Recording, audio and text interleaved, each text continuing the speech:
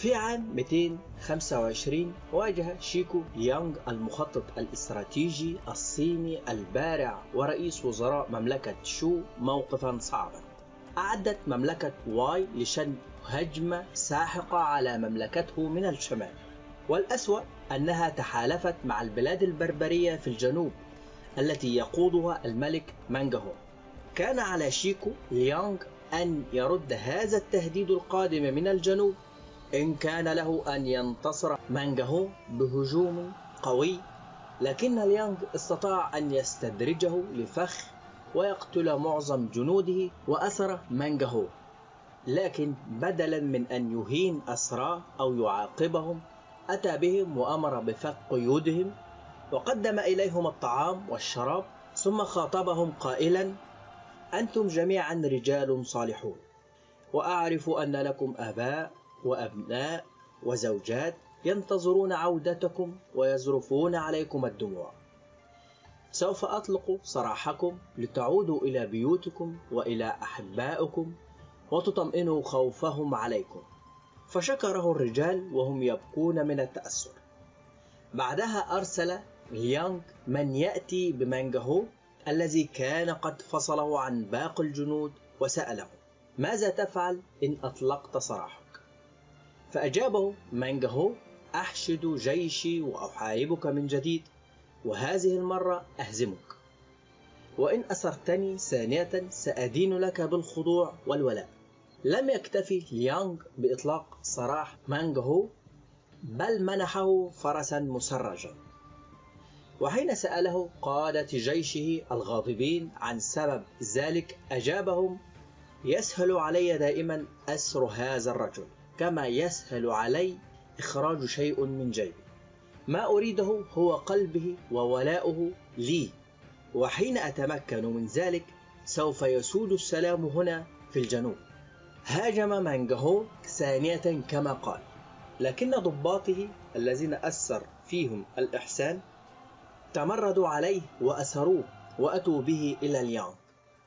أعاد عليه ليانغ نفس السؤال السابق، فأجابه مانغهو أنه لم يهزم في حرب شريفة، بل بخيانة ضباطه، ولذلك سوف يعود للحرب مرة أخرى، وإن أسره للمرة الثالثة فسوف يدين له بالخضوع والولاء.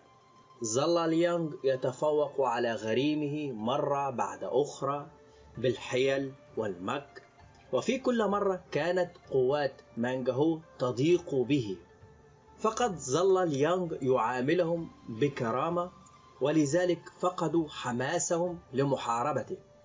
وفي كل مرة كان ليانغ يطلب من مانغهو أن يستسلم، لكنه كان يأتي في كل مرة بعذر جديد: لقد خدعتني، أو تعثر حظي، أو غير ذلك من الذرائع، وإن أسرتني ثانية أقسم لك أنني لن أخونك.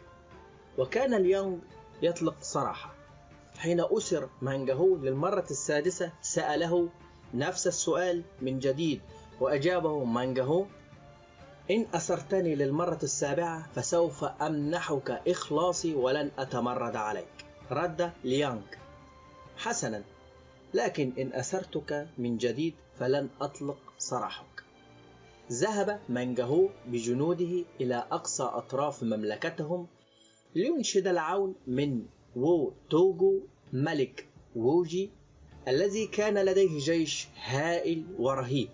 كانوا جنود وو توغو يحملون دروعا مصنوعة من فروع مغزولة ومنقوعة بالزيت، وبعد أن تجف تصبح صلابتها لا تخترق. زحف وو توغو ومانغهو بجيشهما للقاء ليانغ، فتظاهر المخطط البارع بالهلع وانسحب بسرعة مستدرجا أعدائه إلى واد ضيق، وأشعل النار حولهم، فامتدت النيران إلى زيت الدروع وأحرقت الجنود جميعا. استطاع ليانغ أن يبعد مانغهو وبطانته عن مذبحة الوادي، وأسر الملك للمرة السابعة.